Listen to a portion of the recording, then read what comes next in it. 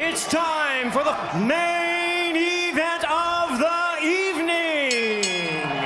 Introducing to you first on my right, he is fighting out of the blue corner, really needing no introduction the world over, Manny Pac-Man Pacquiao. And his opponent across the ring, Mario Barrios. Protect yourself at all times, and what I say you must obey. Good luck to both of you. Touch them up. Hello guys, welcome back to our channel Wins World TV. So Manny Pacquiao muling magbabalik sa ibabaw ng boxing ring, matunog ang pangalan ni Mario Barrios sa posible niyang makakalaban ngayong July 2025. Matagal nang inaabangan ng karamihan ang match-up na ito. At sa edad na 45 years old, kakayanin pa kaya ni Manny Pacman Pacquiao ang lakas ng mas batang mga boksingero? Si Mario Barrios ay may record na 29 wins, 18 knockouts at may 2 talo. Kasalukuyang may hawak ng WBC entering welterweight belt. Habang si Manny Pacman Pacquiao naman ay may record na 62 wins 39 knockouts 2 draw at may 8 talo.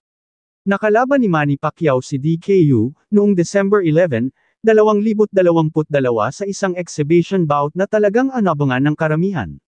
Noong July 28, 2024 na nakalaban muli ni Manny Pacquiao si Ricky Anpo, na kung saan ay muntik nang bumagsak si Manny Pacquiao sa lakas ng mas bata na si Ricky Anpo. もう一度左のボディさあこれで2人に汗が光り始めましたマニー・パッキャオ飛びつ右ストレートそれに合わせた左のパ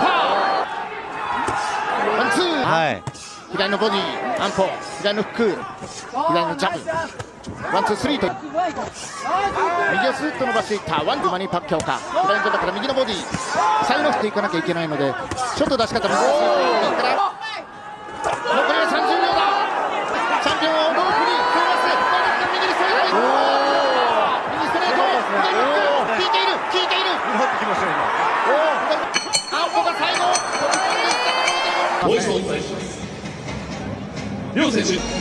でもなんかマニー・パッキャオの Dagdag pa sa ating mga balita.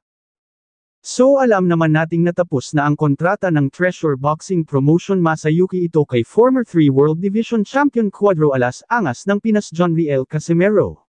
Ngunit ayon sa balita at usap-usapan ay mukhang bibigyan muli ni Masayuki Ito makatrabaho muli itong si John Riel Casimero. In short, bigyan muli ni Masayuki Ito si John Riel Casimero ng panibagong kontrata.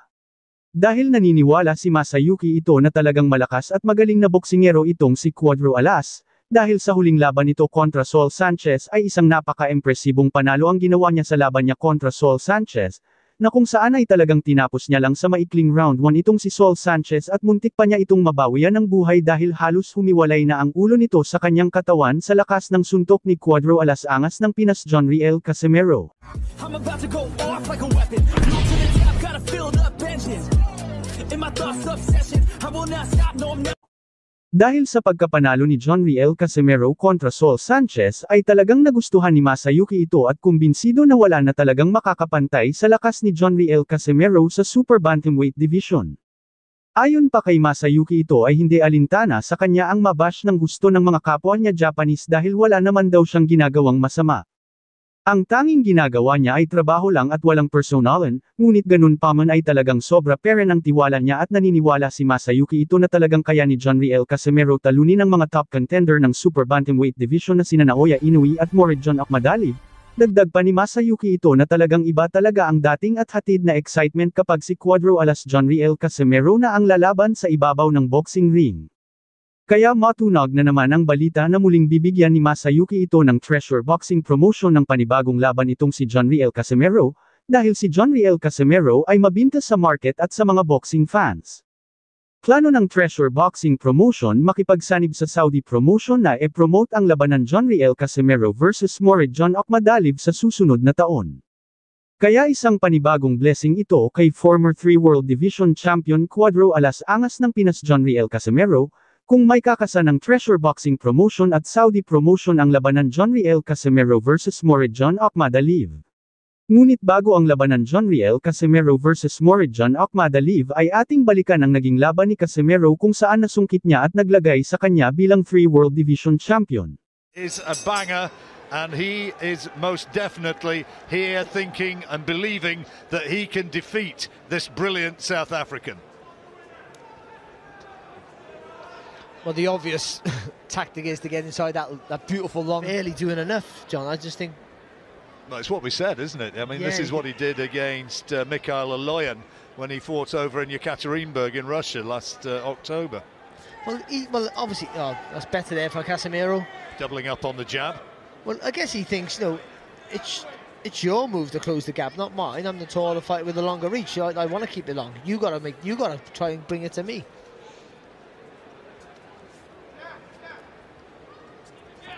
Bags of experience, though, Casemiro.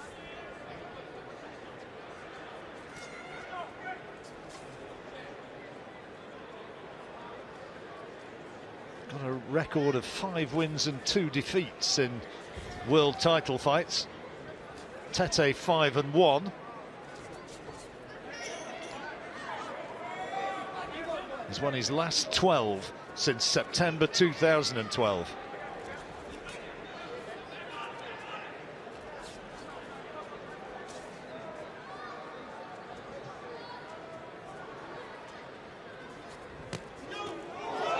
Oh, Casemiro got him. He's got him with a butt now. He's getting hits. He's got him with a body shot, was it? No, it was on the chin. It was a short right hook to the chin.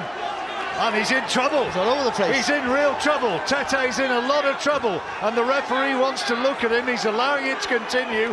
But can Casemiro take him out here? It happened so quickly. And he's still got a long way to go in this round. There's 1 minute 20 seconds. And Tete still looks unsteady. He's got to buy some time here and make Casemiro miss. Casemiro needs to pick his punches and he can't find the clean shot and he falls down.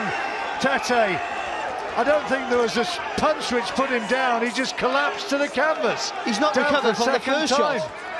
He's not recovered from the first knockdown. I'm sure of it.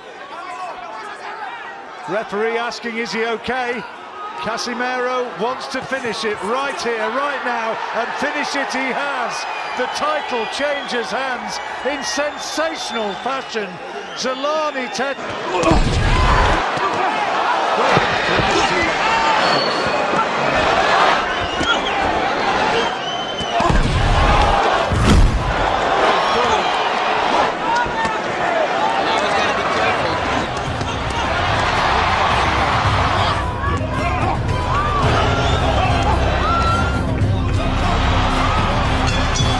Canelo Alvarez versus Erislandy Lara. Sa unang round ay talagang grabe ang mga pinakakawala na suntok ng dalawang manlalaban.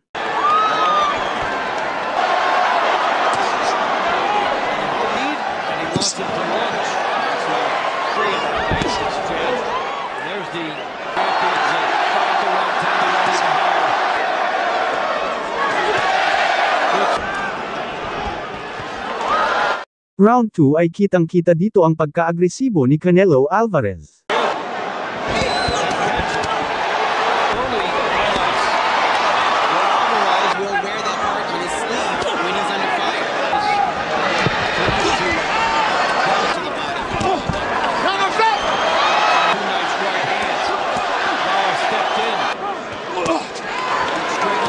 Sa round 3 at 4 naman ay hindi magpapatalo si Lara dahil para sa kanya laban kung laban.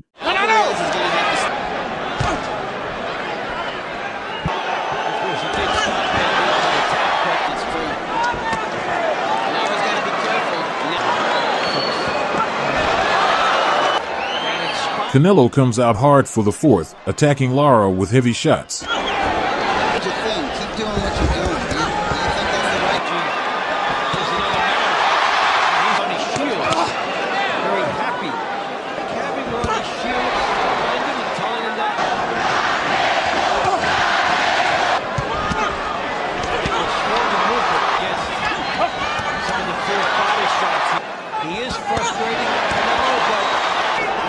Round 5 ay talagang pumubamba na ng suntok ang bawat isa.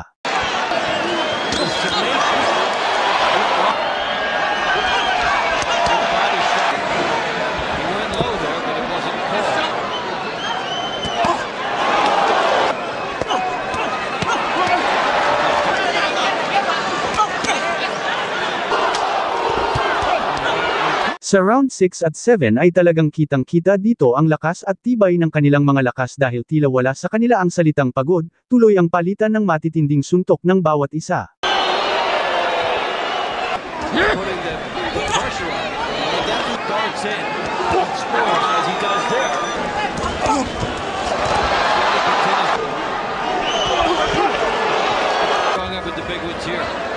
Very close round. Lara looked good early, but Canelo took more control later.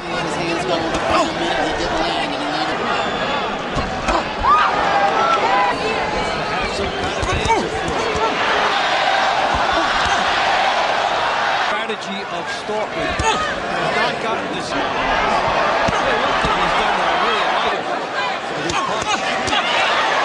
Punch!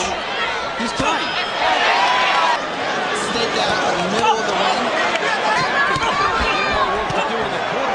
Sa round 8 at 9 ay ramdam na ni Canelo Alvarez na tila pagod at bumagal na itong si Lara.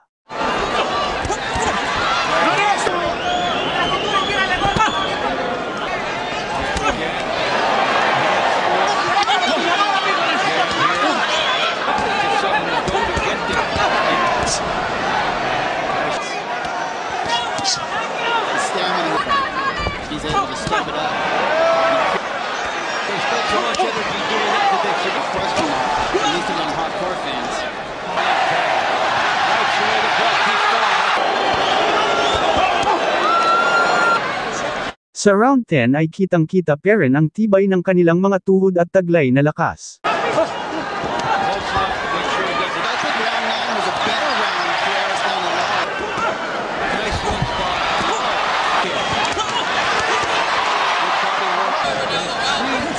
Filled super well hits. So far, it's Lara's round. No, stop! For a long night.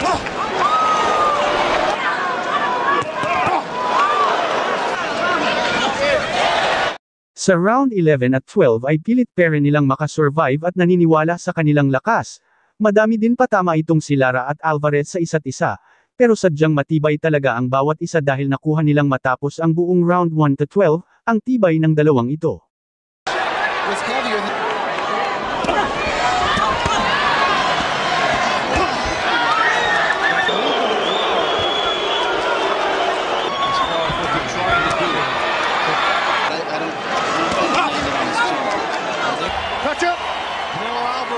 Canelo slows down considerably, allowing Lara to land more shots down the stretch. Judging, Lara's in movement. They've got tempo quite efficient. Alvarez has been a real good trick.